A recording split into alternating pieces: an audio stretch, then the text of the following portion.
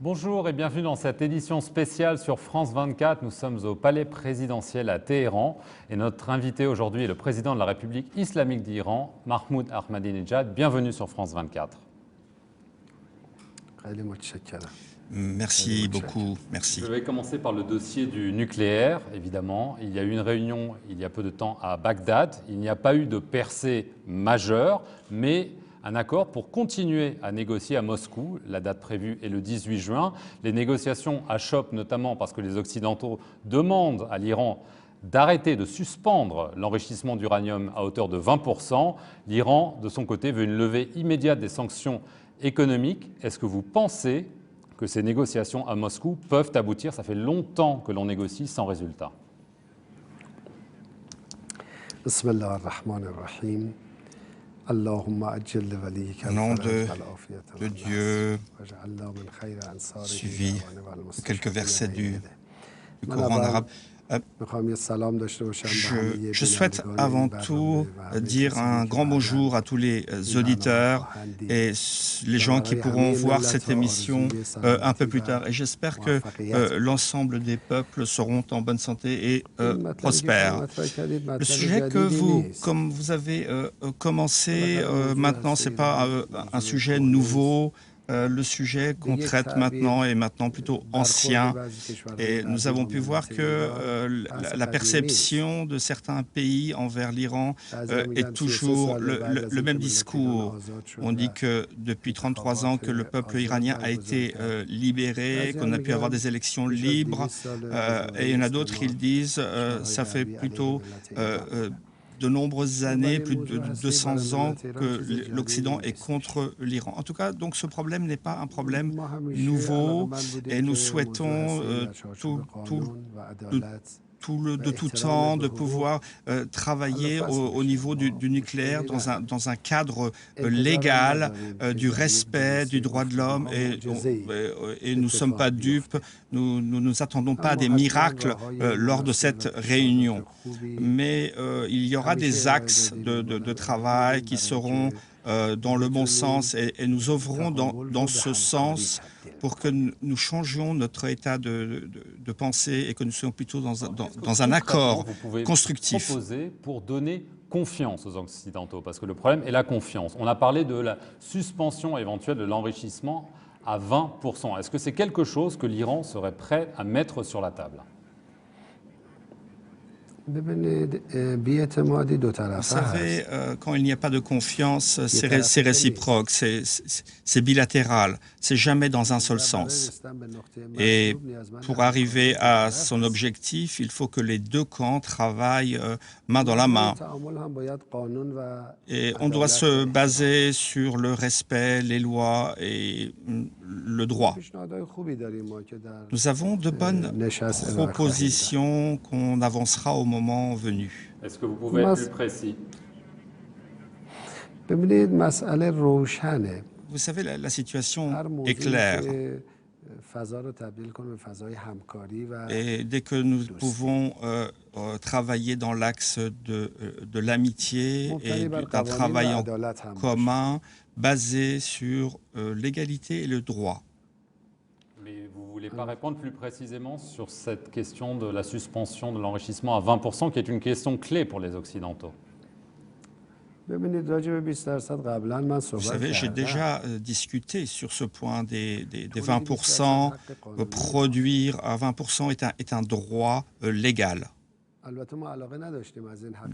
Mais bien que nous ne souhaitions pas utiliser ce droit, en fonction des droits de l'agence, nous avons pu adresser nos demandes à l'agence.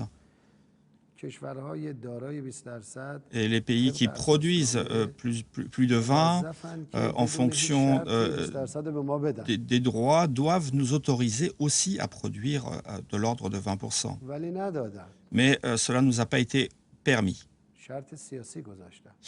Ils ont posé une condition politique à cela et nous avons été obligés d'investir pour arriver à ces 20%. C'est notre droit. Si d'autres personnes souhaitent que nous n'utilisions pas ce droit, il faut nous expliquer pourquoi, d'abord, et dans un deuxième point, que vont-ils donner au peuple iranien en échange? Si les Occidentaux vous disent on vous fournit cet uranium dont vous dites avoir besoin en échange de la suspension, c'est quelque chose d'acceptable pour vous, vous en avez déjà parlé dans le passé. ما همچین پیشنهادی تا حالا دریافت نکردیم. Nous n'avons pas reçu cette offre. پیشنهاد بدن خیلی کمک میکنه به فضا. Cela nous faciliterait, nous aiderait beaucoup. نشون میده که میخوان Et cela اعتماد ایجاد کنن. montre qu'il y a une confiance. ما اصراری نداشتیم بر تولید 20%. Nous n'avions pas d'insistance pour arriver à produire à چون 20%. ندادن تولید Et کرد. comme on ne nous a pas permis de le faire, nous l'avons fait nous-mêmes.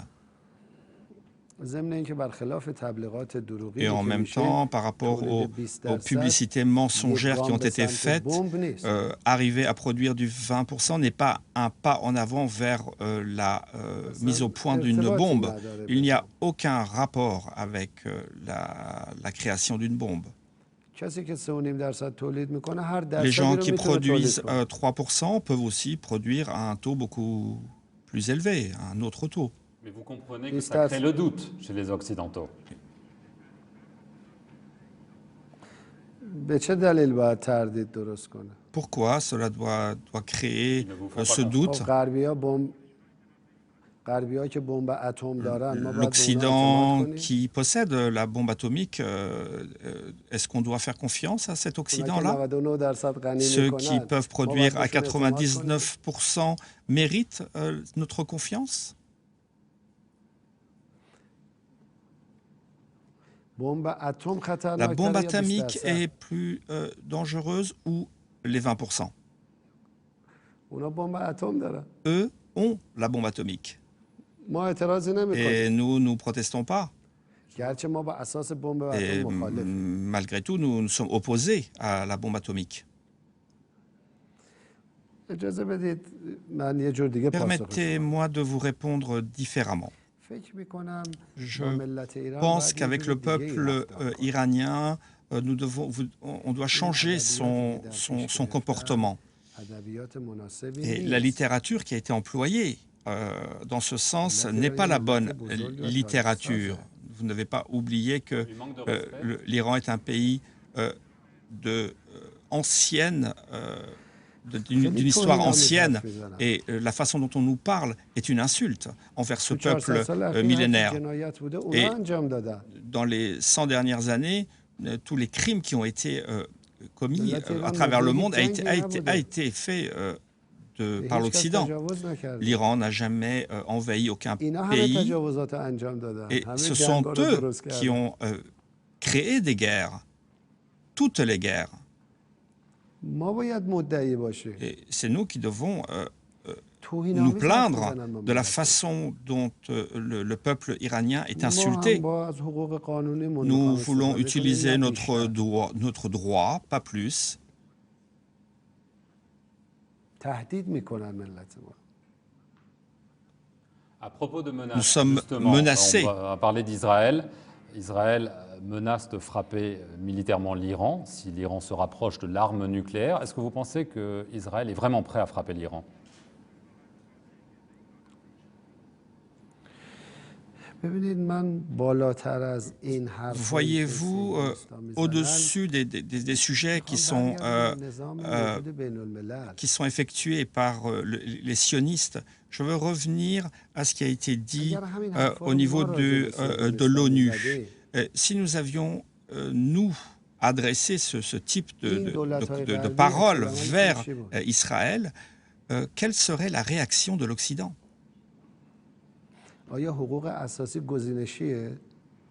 Est-ce que le droit fondamental est différent en fonction des partis? Est-ce qu'on peut avoir une gouvernance mondiale comme ça? Est-ce qu'on peut synthétiser en dire que la racine du problème est ce type de vision? de comportement. L'Iran est un grand pays. Le peuple iranien a 7000 ans d'expérience. Le gouvernement iranien est un gouvernement fondé. L'Iran, le gouvernement de l'Iran est basé sur le droit. Ce n'est pas un pays qui a été monté de toutes pièces sur un plan. Si les Israéliens attaquent, quelle sera la réponse de l'Iran? Les Israéliens semblent penser que ce sera tout à fait supportable, que l'Iran ne peut pas leur faire très mal.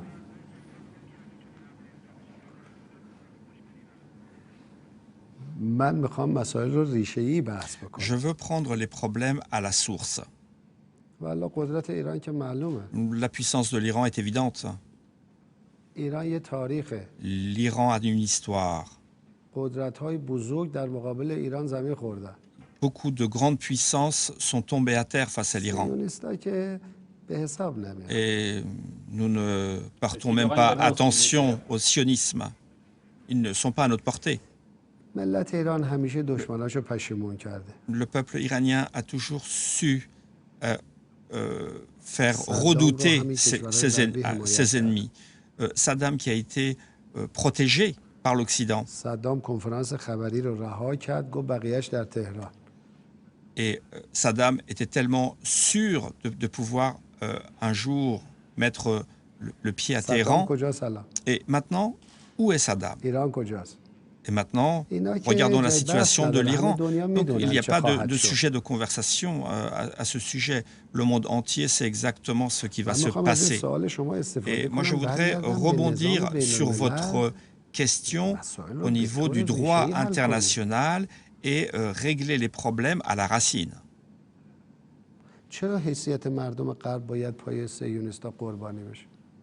Et pourquoi nous devons faire des sacrifices? Le peuple occidental doit se sacrifier à la volonté d'Israël. Et pourquoi quand eux et pourquoi Israël n'est jamais sanctionné quand ils font des menaces? Ils l'ont fait, c'est pour ça notamment qu'il y a ces négociations. Cela est très mauvais. On va essayer d'éviter peut-être d'en arriver là.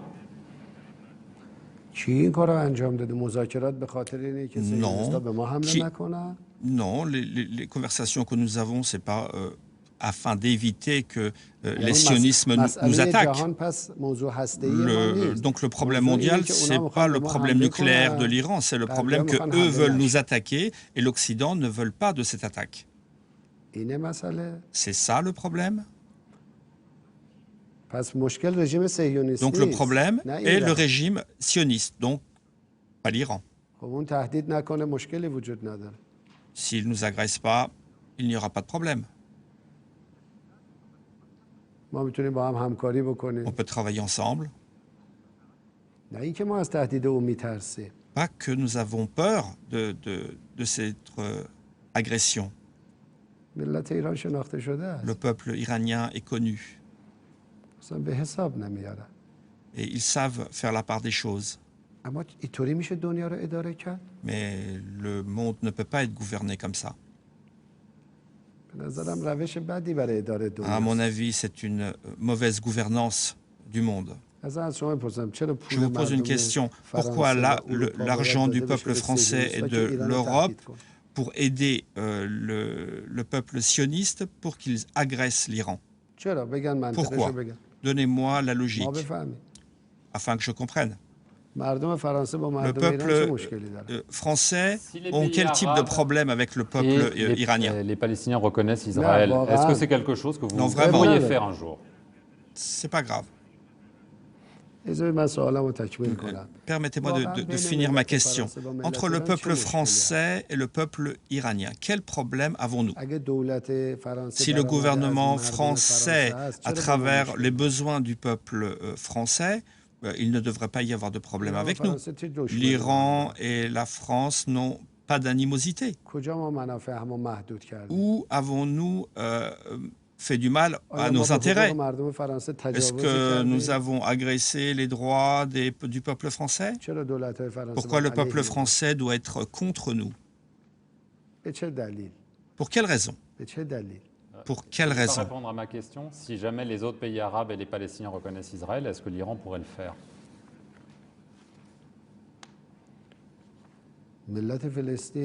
Le peuple palestinien doit être seul à la directive de sa destinée. Je veux passer aux relations avec la France. Il y a un nouveau président qui a été élu, François Hollande, qui remplace Nicolas Sarkozy. Est-ce que vous pensez que ça va permettre d'ouvrir une nouvelle page? On sait qu'en Iran, la posture de Nicolas Sarkozy était considérée comme intransigeante, notamment sur le dossier nucléaire.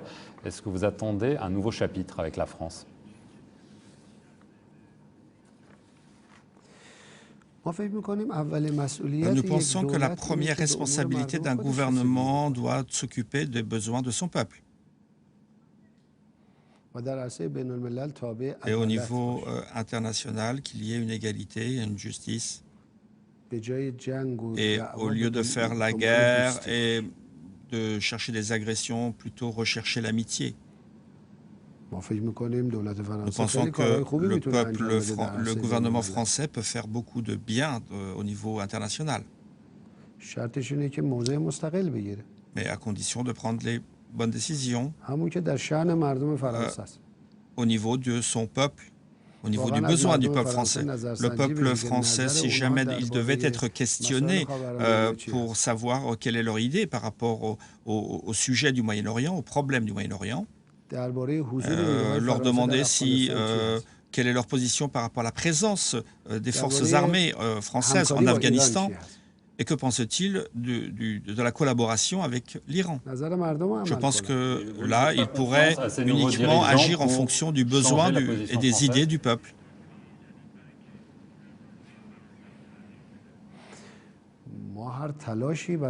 Nous sommes prêts à faire ce qu'il faut pour changer et pour créer l'égalité au niveau mondial. Pour tous les changements positifs et tous les pas en avant, nous encourageons cela. Nous n'avons pas d'animosité envers personne. Nous cherchons l'amitié. Je vais passer à la question de la Syrie. On en parle évidemment énormément. Ces derniers jours, le massacre dans la ville de Houla. D'après l'ONU, il y a au moins 108 civils qui ont été tués, dont 49 enfants, 34 femmes. Je ne sais pas si vous avez vu les photos de ces enfants tués parfois d'une balle dans la tête. D'après l'ONU, 20 auraient été tués par des tirs d'artillerie et d'autres par des exécutions sommaires. Et d'après les témoignages, ce seraient des milices pro-gouvernementales. Comment est-ce que vous jugez ce massacre et qui est responsable?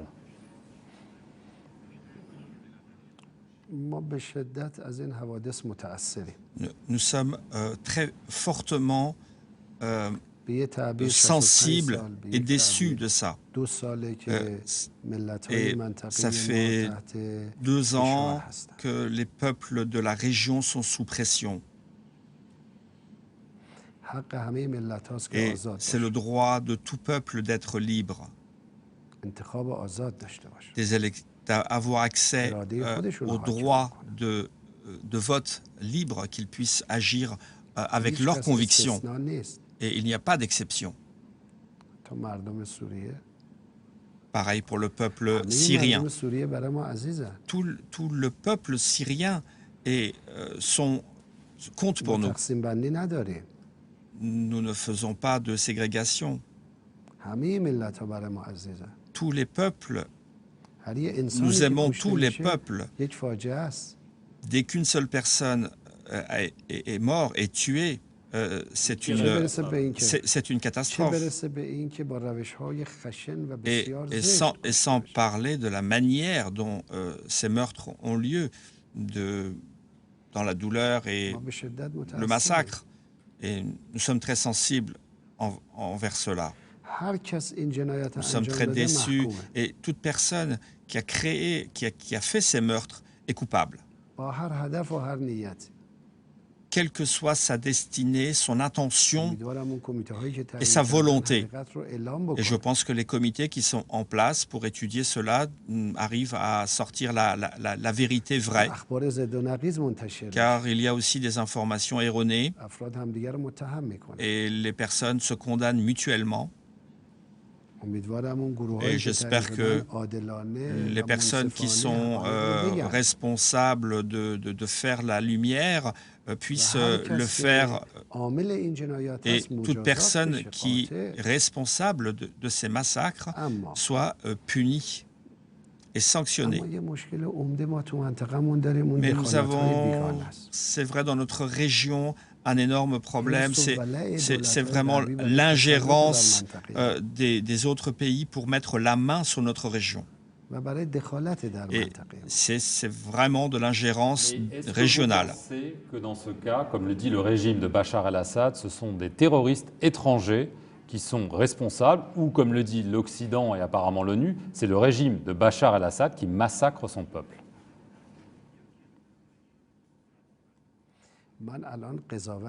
Je ne peux pas porter de jugement. Ce sont les comités qui sont en charge de faire la lumière, qui doivent faire leur rapport. Et pour moi, c'est invraisemblable qu'un gouvernement puisse tuer son propre peuple. Et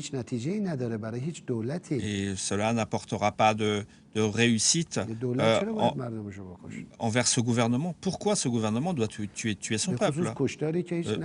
Surtout que ce massacre ne peut porter que des points négatifs. Il n'y a aucun avantage à cela. Et je pense vraiment que la lumière doit être faite, et peu importe qui c'est, il doit être condamné. Même si c'est Bachar el-Assad? Je n'ai exclu personne. Mais les gouvernements de l'Occident ne doivent pas faire d'interprétation. Et nous savons qu'il y a un parti pris et qu'ils sont contre Bachar el-Assad. Et maintenant, ça fait un an que, ouvertement, il y a des actions contre Bachar el-Assad. Et donc nous ne pouvons pas faire confiance à ces personnes. Car eux, leur objectif est de descendre le gouvernement de Bachar el-Assad. Quelque chose. L'Iran a salué la chute de M. Ben Ali en Tunisie, de M. Moubarak en Égypte, de M. Kadhafi en Libye, de M. Abdullah Saleh au Yémen. Pourquoi est-ce que Bachar el-Assad est mieux que... Pourquoi est-ce que l'Iran continue de le soutenir, alors que d'après beaucoup de gens, c'est lui qui est le principal responsable de ce qui se passe en Syrie?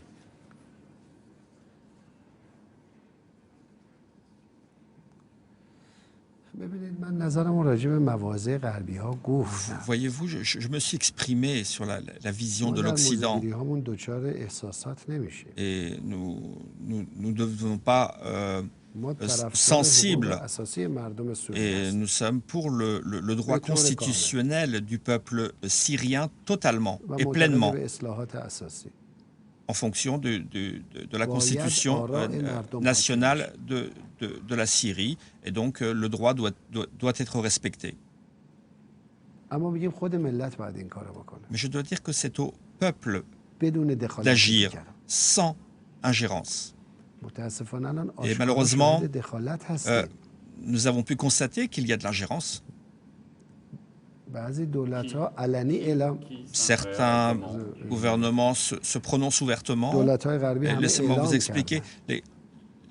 Les gouvernements, globalement au niveau de l'Occident, ils ont ouvertement annoncé leur vision. Et il y a aussi des gouvernements de la région qui ont ouvertement dit que nous avons livré des armes à la Syrie pour créer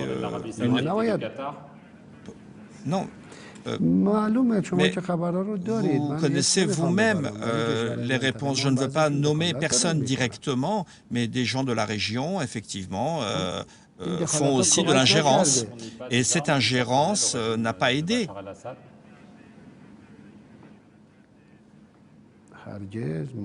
Jamais.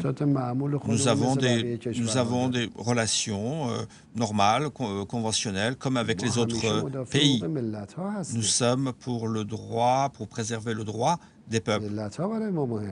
Ce sont les peuples qui sont importants à nos yeux.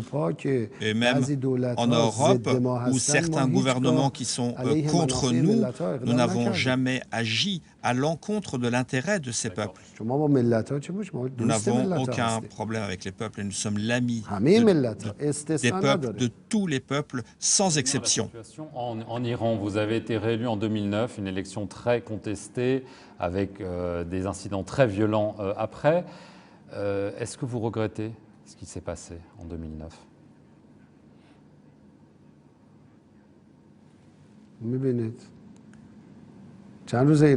Voyez-vous, ça fait combien de temps que vous êtes, combien de jours vous êtes en Iran? Une journée. Uniquement un jour? Non, écoutez, il faut rester une semaine pour visiter, pour regarder partout. L'Iran est un grand peuple, avec des racines, avec une histoire, un peuple libre. Ils donnent leurs avis, ils sont libres. Et le gouvernement fait ce qu'il a à faire. Il y a des avis positifs, il y a des discussions, il y a de la violence aussi. Il y a de la compétition. En Occident, on a gardé l'image de cette jeune femme, Neda, qui s'est vidée de son sang devant les caméras. Et c'est cette image-là qui, dans l'esprit des Occidentaux, fait que l'Iran n'est pas une démocratie, mais une dictature.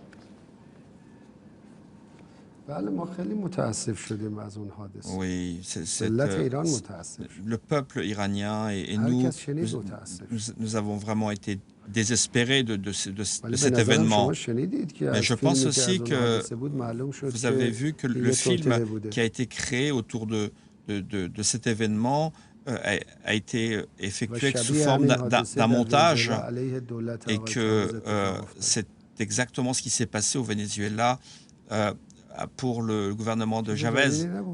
C'est pas quelque chose de nouveau. Et un peuple, une personne de notre peuple a été tuée par quelqu'un. Et donc c'est un meurtre inutile.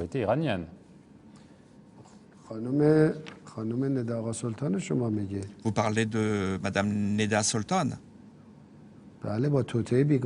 Oui, elle a été tuée. C'était un peuple, c'était une personne du peuple iranien. Il a été tué par des forces extérieures. Même il y a aussi des gens, il y avait aussi des personnes des services de l'ordre, de la police qui ont été tuées. Et nous sommes attristés de cela. Cela n'aurait pas dû arriver. Mais nous ne pensions pas non plus qu'à cette époque, le gouvernement français puisse aussi interpréter les choses de cette manière. Mais tous ces événements arrivent dans le monde entier. Souvenez-vous des émeutes qu'il y a eu à Paris? Vous souvenez-vous de combien de personnes sont mortes? Qu'il y a eu des incidents, qu'il y a eu des incendies, qu'il y a eu des affrontements, des bagarres.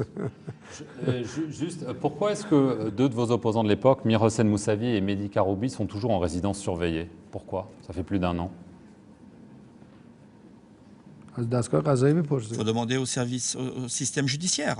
Vous seriez favorable à ce qu'ils recouvrent une liberté complète? Je ne suis pas juge. Moi, j'aimerais que tout le monde soit libre. Mais je ne suis pas juge. Et le juge en Iran est indépendant par rapport à l'exécutif. Il y a des lois et quelle que soit la personne qui ne respecte pas ses droits, il aura affaire à la justice.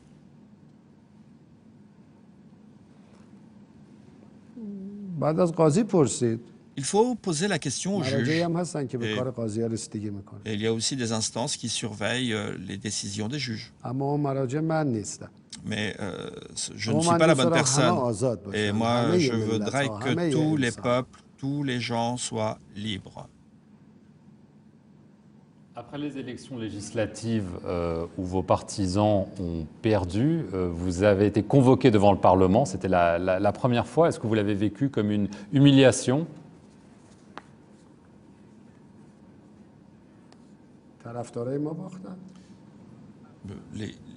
Les partis qui étaient proches de nous ont perdu. Qu'est-ce qu'ils ont perdu? Personne n'a été candidat en mon nom. Personne n'a été représenté par ma partie.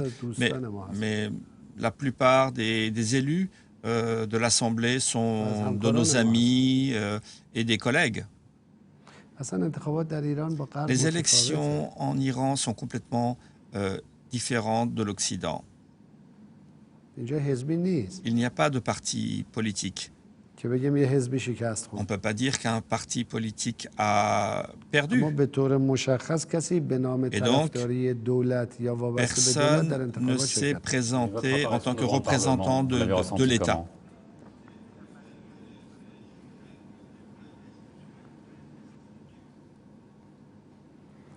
Je ne comprends pas ce que vous voulez dire par sentiment. Est-ce que vous vous êtes senti, est-ce que vous avez vécu ça un petit peu comme une humiliation ou comme juste quelque chose de normal, parce que c'est exceptionnel?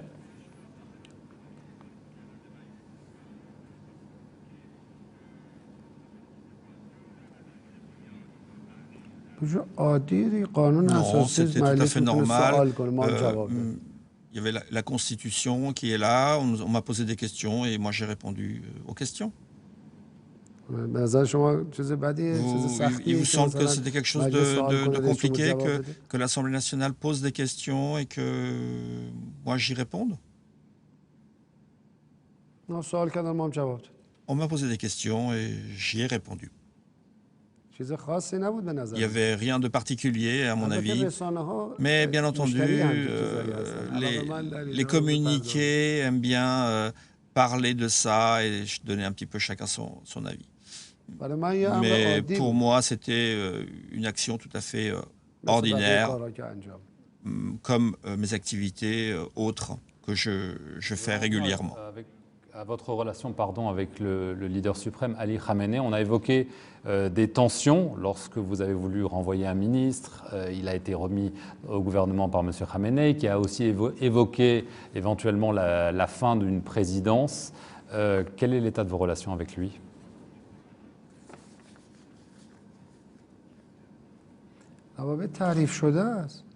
Les relations sont claires et ils ont très envie d'apporter des sujets, de discuter sur des sujets. Mais il n'y a aucune preuve, il n'y a aucun écrit. Et vous savez, moi en général, je ne fais pas attention à ces ragots.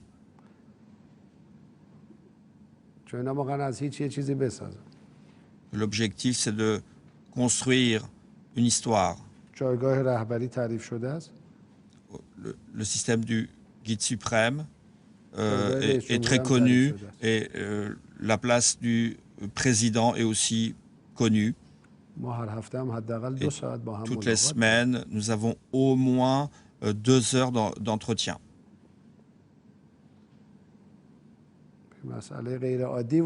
Et il n'y a rien d'anormal dans ce sens. Que vous auriez perdu.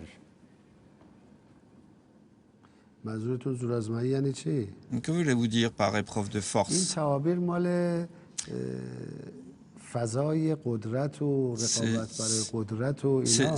Cette idée de compétition pour obtenir le pouvoir et cette philosophie a une racine plutôt vers l'Occident. Et cette littérature en Iran n'est pas du tout interprétée de cette manière. Est-ce que vous pensez que les questions que vous posez sont des questions importantes, que le problème du monde tourne autour de ces questions? C'est des questions qui intéressent beaucoup de gens. Moi, je pense que les problèmes sont au-dessus de cela. Nous pensons qu'il faut regarder la gouvernance mondiale. Partout dans le monde, il y a des problèmes économiques, problèmes culturels, politiques, la pauvreté. Et regardez en France combien il y a de pauvreté. Qui ont été mises en place Il y a de nouvelles sanctions qui vont entrer en vigueur le 1er juillet, assez sévères. Est-ce que l'Iran souffre économiquement de ces sanctions? Il y en a partout, voyez-vous. Partout dans le monde, il y a des problèmes. Et en France, il n'y a pas de problème économique? Est-ce que vous pensez que les gens sont à l'aise aux États-Unis? Non, mais il n'y a pas de sanctions contre la France. Il n'y a pas de problème? Oui, vous voyez, il y en a partout.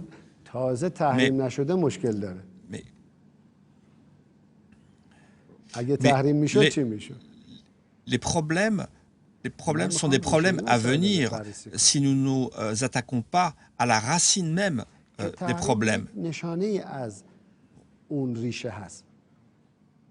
Et ce que nous pouvons voir aujourd'hui en surface, c'est le résultante des problèmes qui émanent des racines. Et la politique actuelle n'est pas une politique adaptée au bonheur des peuples. Nous avons tous la part de responsabilité. Est-ce que le peuple français a réussi à répondre aux besoins de son peuple? Non. L'Iran, la France, l'Angleterre, l'Amérique, partout, les peuples ont des problèmes. Moi, ma question, c'est en fonction des décisions du gouvernance mondiale, est-ce qu'on va réussir à résoudre ces problèmes? Est-ce que nous aurons de la sécurité, les droits de l'homme? Et moi, je peux vous dire catégoriquement non. La racine même des problèmes, c'est la gouvernance.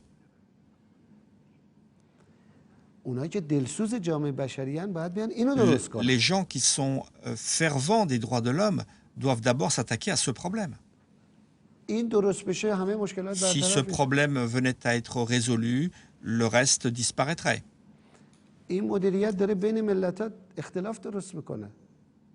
Cette gouvernance est en train de faire une scission entre les différents peuples.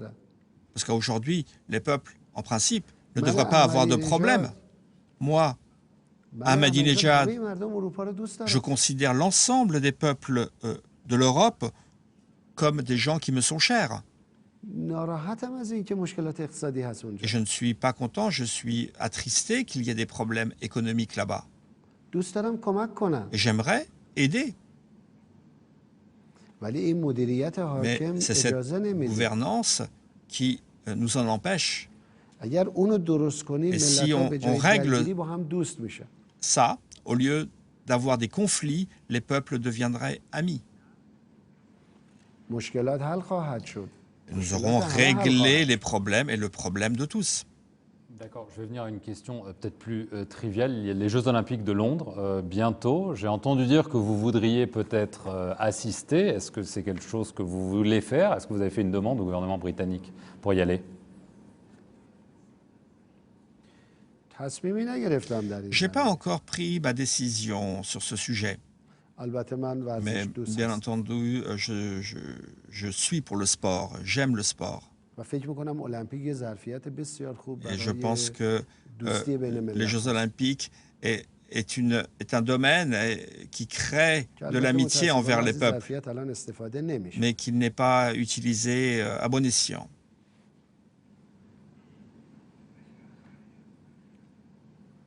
Et donc vous espérez y aller, mais vous n'êtes pas sûr d'y être accepté, c'est ça?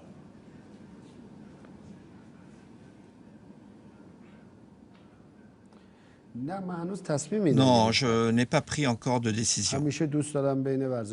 J'aime bien faire partie, être entouré de sportifs et des jeunes Iraniens. D'accord. Dernière question. Ne mettez pas de limite à cette interview va donc se terminer. Votre second mandat de président se termine l'année prochaine. Qu'est-ce que vous allez faire après?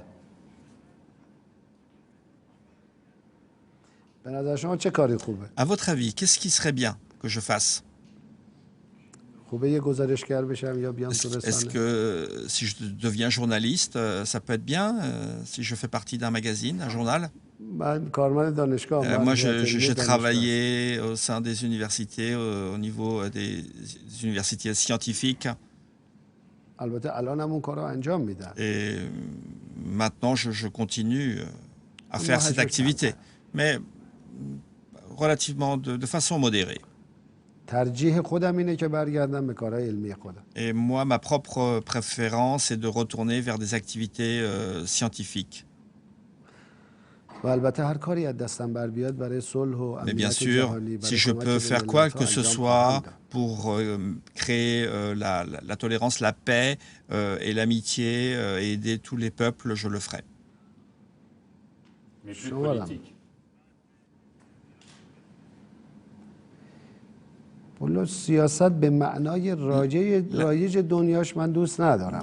J'apprécie pas la politique au sens large.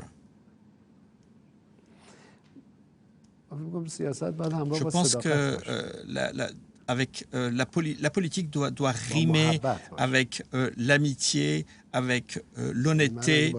Et si maintenant que je suis en train de discuter avec vous, je dois vous respecter, je dois vous aimer, et je dois intégrer vos problèmes comme étant mes problèmes.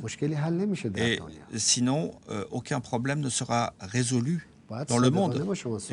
Et nous devons discuter, et je dois discuter honnêtement avec vous, et vous aussi, de votre côté, et nous devons construire le monde de demain ensemble. Notre souhait doivent être pris dans son intégralité, nous devons y œuvrer ensemble. Personne ne doit s'imposer aux autres, et que ce soit dans sa vision du monde, dans sa perception, il ne doit pas l'imposer aux autres. Nous devons nous respecter, nous devons réfléchir, converser ensemble pour arriver à construire un monde meilleur. Et cela nécessite une concertation largement élargie, et ce jour viendra. Merci beaucoup, Monsieur le Président, d'avoir accueilli France 24, et merci à vous d'avoir suivi cette édition spéciale depuis Téhéran.